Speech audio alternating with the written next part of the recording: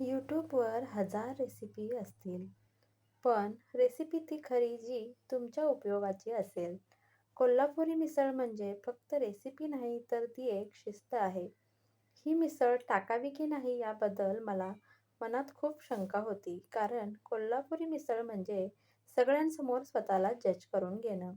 मिसळ झणझणीत व्हायला कारण जास्त तिखट नाही, कारण असते योग्य पद्धत.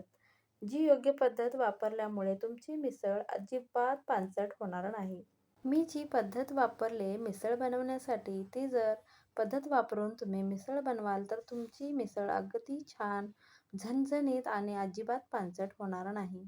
तर इथे मी पाव किलो मटकी घेतलेली आहे आणि ती मटकी मोड आलेली घेतलेली आहे. इथे मी 2 लिटरचा कुकर घेतला आहे. त्यामध्ये एक बारीक चिरलेला कांदा, कढीपत्ता आणि 5 ते 6 पाकळ्या लसूण मी ठेचून घेतलेल्या आहेत, त्या घालायच्या आहेत. 1 चमचा आपल्याला आलं लसूणची पेस्ट यामध्ये घालायची आहे आणि कांदा लालसर होईपर्यंत आपल्याला हे परतून घ्यायचं आहे. त्यानंतर थोडीशी कोथिंबीर आणि पाव चमचा हळद घालून पुन्हा एकदा मी हे व्यवस्थित असा कांदा भाजून घेतलेला आहे. तुम्ही बघू शकता कांद्याचा कलर एकदम लालसर झालेला आहे. त्यानंतर यामध्ये घालायची आहे आपल्याला मोड आलेली मटकी.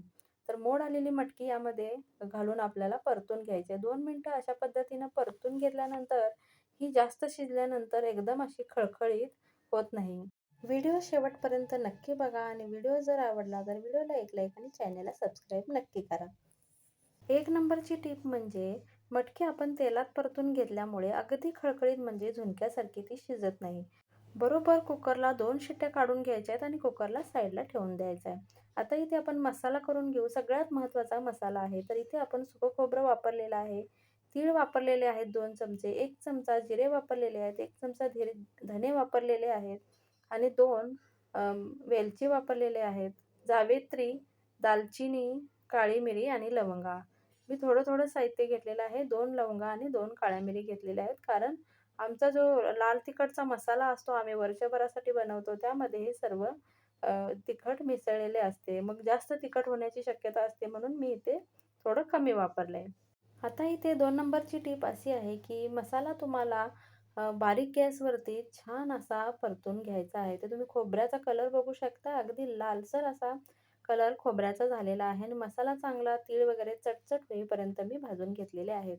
तर तो मसाला साईडला ठेवून देऊ आणि इथे मी एक मोठ्या आकाराचा कांदा बारीक कट करून घेतला आहे. 10 ते 15 लसणाच्या पाकळ्या घेतलेत.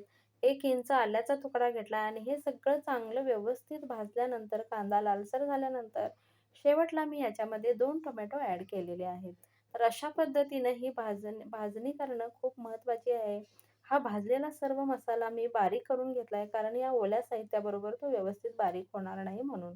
आणि अशा पद्धतीनं तो बारीक करून घेतल्यानंतर ओले साहित्य म्हणजे कांदा, टमाटर बारीक करून घेतलेले आहे. बारीक असे फाईंड आपल्याला बारीक करून घ्यायचा आहे मसाला. तर इथे मी एक स्टीलचं पातेलं घेतलेलं आहे आणि कट येण्यासाठी मी तेलामध्ये सुरुवातीला तेल जास्त गरम होण्याआधी यामध्ये आपल्याला 2 ते 3 चमचे लाल तिखट घालायचं आहे. असं केल्यामुळं अगदी एकदम छान असा झणझणीत असा कट ते येतो आमटीला.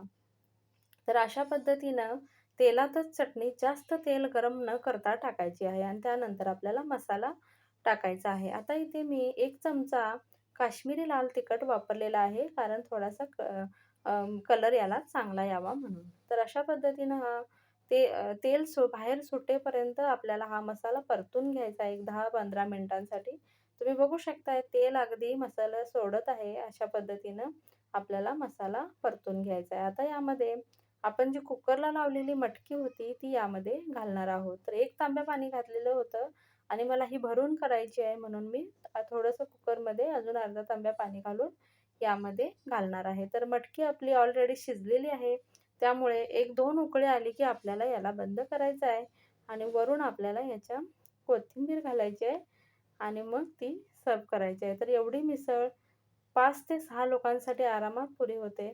आता इथे मीठ तो आपल्याला टेस्ट करूनच ॲड करायचं आहे, कारण शिजताना आपण मीठ घातलं होतं. तर काय छान कट आलेला आहे तेलात चटणी टाकल्यामुळे. तुम्ही बघू शकता अगदी सुंदर आणि कोणताही बाहेरचा मसाला न वापरता घरी केलेल्या मसाल्यापासून अगदी छान झणझणीत अशी ही मिसळ तयार होते. तुम्हाला व्हिडिओ कसा वाटला मला कमेंट सेक्शनमध्ये नक्की सांगा रश्श्यावरचाच थोडासा कट टाकून पावांना शेकून घ्यायचा आहे. फरसाणा टाकायचा आहे, कांदा टाकायचा आहे आणि लिंबू टाकून छान अशी ही मिसळ सर्व्ह करायची. पुन्हा भेटूया एका नवीन रेसिपीसोबत.